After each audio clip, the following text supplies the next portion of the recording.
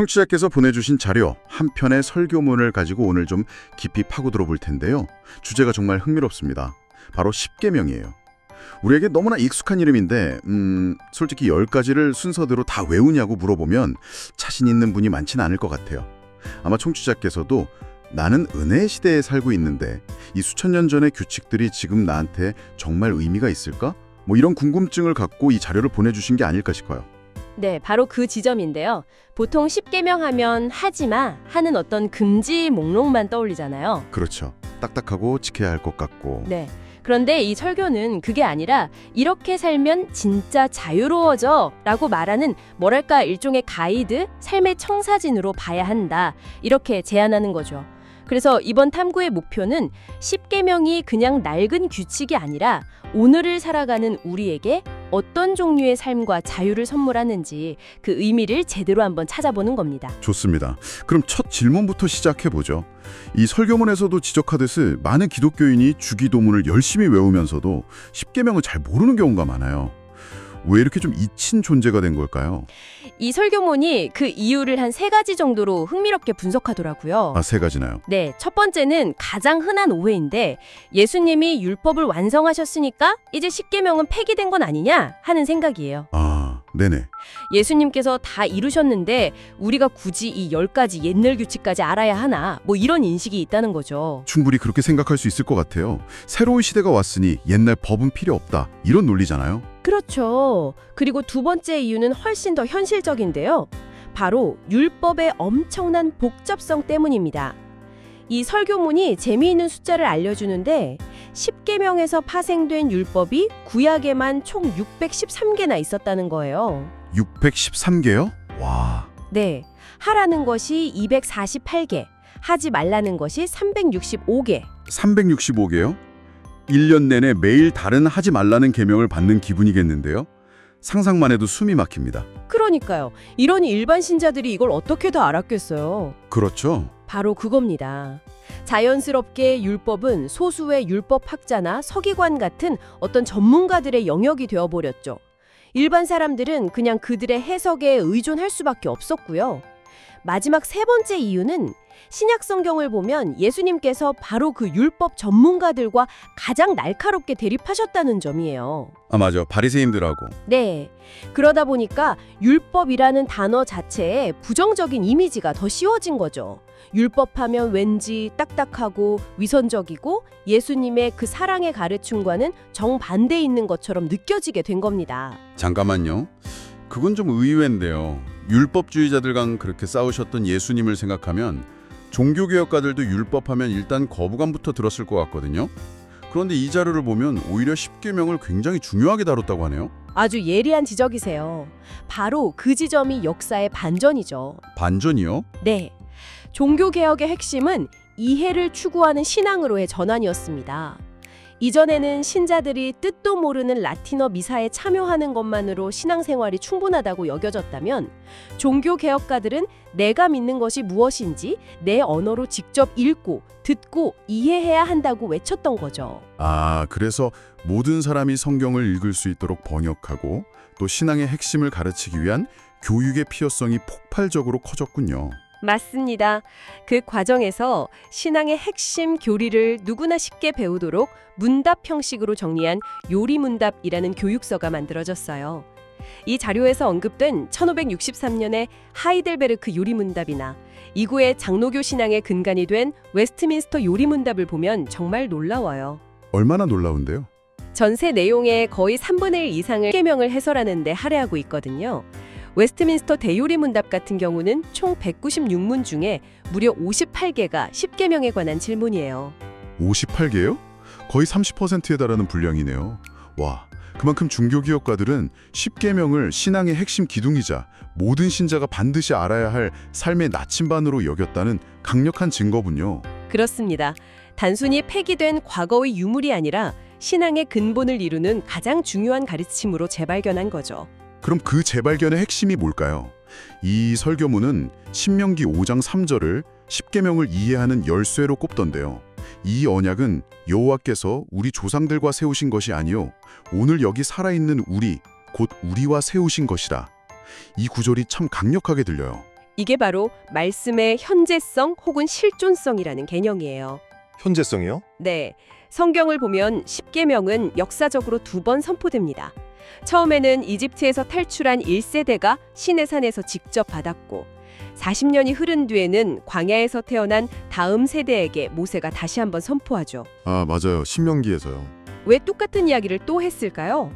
그건 이 말씀이 40년 전 부모님 세대에게만 주어졌던 박물관의 유물이 아니라 오늘 바로 여기 살아있는 너희들에게 살아있는 말씀이라는 걸 강조하기 위해서였어요. 너의 이야기야 라고 말해주는군요. 이 자료에 담긴 설교자의 개인적인 경험담이 이 부분을 정말 생생하게 와닿게 하더라고요. 네, 정말 인상적인 고백이었죠. 신명기 10장으로 설교를 준비하면서 본문을 수백 번 읽어도 아무런 감흥이 없었는데 어느 날 새벽에 갑자기 그 말씀이 3000년 전 이스라엘 백성을 향한 말씀이 아니라 2023년 8월을 살아가는 바로 나에게 주시는 말씀으로 심장을 파고들었다는 이야기요. 와, 기록된 문자가 살아있는 음성으로 변하는 순간이죠.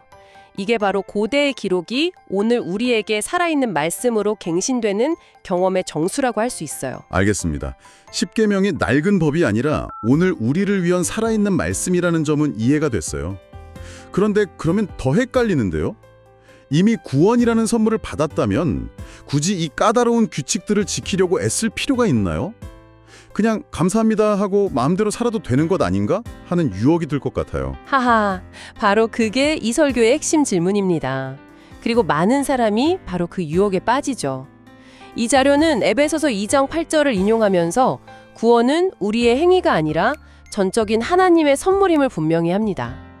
너희는 그 은혜에 의하여 믿음으로 말미암아 구원을 받았으니 이것은 너희에게서 난 것이 아니요 하나님의 선물이니라. 네. 그러니 십계명은 천국행 티켓을 얻기 위한 조건, 즉 통과해야 할 시험 목록이 절대 아니라는 거예요. 그럼 도대체 십계명의 역할은 뭔가요? 구원의 조건이 아니라면요? 십계명은 구원받은 백성이 어떻게 살아갈 것인가에 대한 삶의 원리이자 안내서입니다. 아, 삶의 원리요? 네, 구원을 받기 위해 지키는 게 아니라 구원을 받았기 때문에 감사함으로 지키는 것이죠. 순서가 완전히 다른 거예요. 이 설교문이 여기서 아주 탁월한 비유를 드는데요. 이스라엘 백성이 이집트에서 구원 받자마자 곧바로 약속의 땅에 들어간 게 아니라 40년간 광야에서 시간을 보냈다는 점에 주목해요. 아, 그 광야 40년이요. 보통은 벌을 맞는 고통의 시간으로만 생각했는데 다른 의미가 있었군요. 네, 이 설교는 그 시간을 하나님 백성으로 살아가는 법을 배우는 훈련 기간으로 재해석합니다. 훈련 기간이요? 네, 수백 년간 노예로 살면서 몸에 밴 노예 근성을 버리고 자유인으로 하나님의 백성으로 살아가는 법을 배우는 학교였다는 거죠. 마찬가지로 오늘날 구원받은 우리의 삶도 영적 축지법을 써서 구원과 천국만 바라보는 게 아니라 오늘이라는 삶의 현장에서 하나님 백성답게 살아가는 법을 훈련하는 기간이라는 거예요. 그리고 십계명은 바로 이 훈련의 가장 중요한 핵심 교과서인 셈이죠. 아, 구원받았으니 이제 마음대로 살아도 된다는 그 값싼 은혜의 함정을 아주 날카롭게 경계하는 겁니다. 값싼 은혜라는 표현이 와닿네요. 선물을 받았다고 해서 그 선물을 준 사람과의 관계를 함부로 해도 되는 건 아니니까요. 그런데 여전히 명령, 법도 같은 단어들은 좀 답답하고 억압적인 느낌을 주거든요. 이 통념은 어떻게 넘어서야 할까요? 그게 바로 우리가 가진 가장 큰 오해 중 하나죠.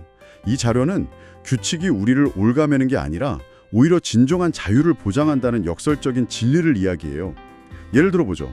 축구나 야구 경기 한번 생각해 보세요. 네. 왜 그게 재미있을까요? 규칙이 있으니까. 그렇죠. 오프사이드, 스트라이크 존 같은 정해진 규칙을 모든 선수가 지키기 때문이에요. 만약 규칙이 없다면 그건 그냥 동네의 공놀이지 박진감 넘치는 스포츠가 될 수 없죠. 그러네요.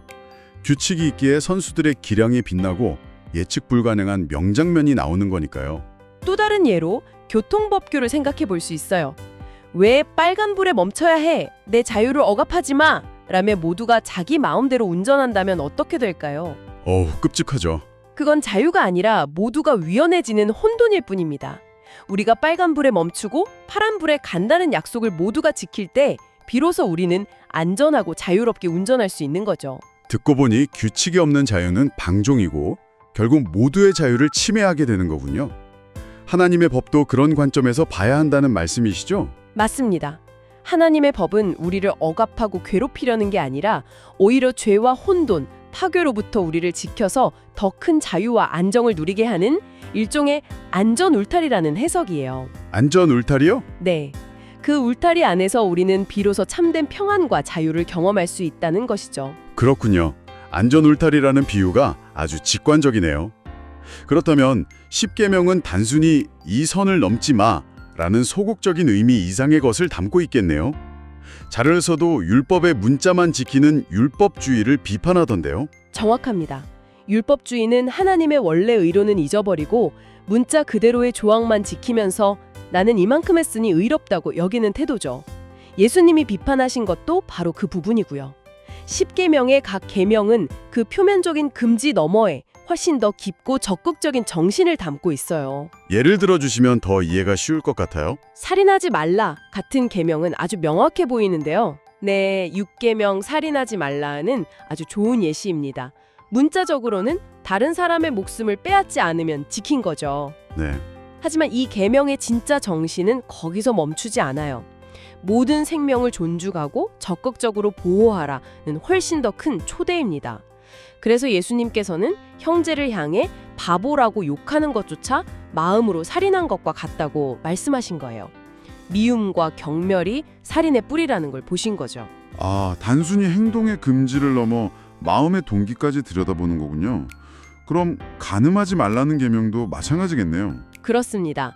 7계명 간음하지 말라 역시 그냥 바람면 안 피우면 된다는 소극적인 금지가 아니에요.